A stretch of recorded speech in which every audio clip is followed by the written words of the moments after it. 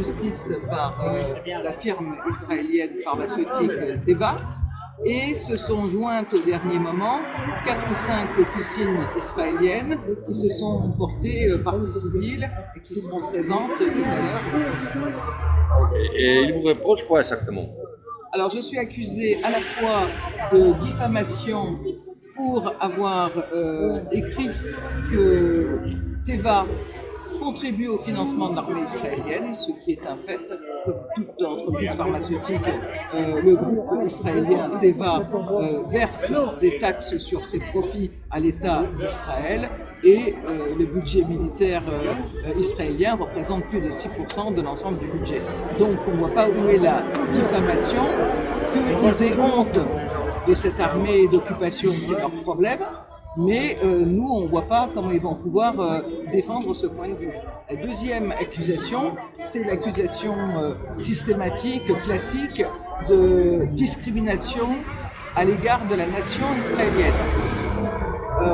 Alors, premièrement, on ne discrimine pas les médicaments génériques Teva parce qu'ils appartiendraient à la nation israélienne, mais parce que l'État d'Israël commet des crimes.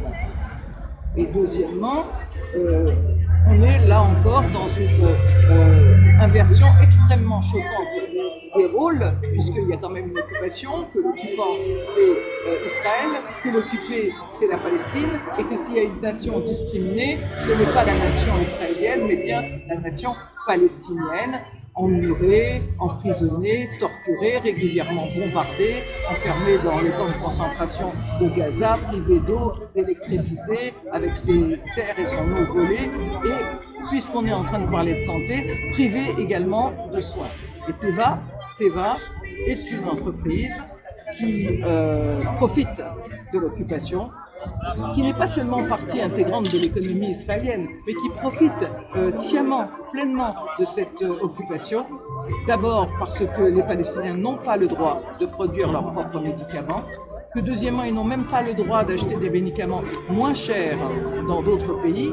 Donc, Teva impose des prix extrêmement élevés aux Palestiniens. Et vous êtes surpris que ça tombe maintenant le procès 4 ans après? Les faits qui sont reprochés sont en fait des faits commis par le collectif Palestine 69 le 19 novembre 2016. On pourrait penser qu'effectivement c'est prescrit, c'est d'ailleurs peut-être prescrit. Nous, on est accusés d'avoir reproduit un certain nombre de lignes et de photos de cette action sur notre site europalestine.com et nous ne sommes pas surpris qu'il y ait un procès parce que le gouvernement français soutient la colonisation israélienne, soutient la torture des enfants, soutient le blocus illégal de Gaza et déroule le tapis rouge à des tortionnaires. Après-demain, Macron reçoit le chef d'état-major des armées israéliennes. C'est pour vous donner. Donc, qu'il y ait un procès, c'est pas très étonnant. Ce qui est étonnant, en réalité, c'est que ce procès intervienne après le jugement de la Cour européenne des droits de l'homme qui a condamné la France à payer plus de 100 000 euros de dommages et intérêts à des militants qui avaient été sanctionnés pour l'appel au boycott de produits israéliens. Et ce jugement a bien dit que quand il est fait pour des raisons politiques et de manière pacifique, le boycott des produits israéliens est légitime et qu'il fait même partie du débat d'intérêt général. Extensive de la loi.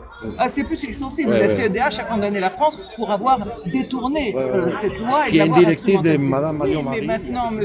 Dupond-Moretti, non seulement il remet le couvert après l'arrêt de la CEDH, c'est-à-dire qu'il s'assoit sur la législation européenne et sur des jugements qui priment sur y compris ce que discutent ou décident les tribunaux français, y compris la Cour de cassation, mais en plus, il va plus loin.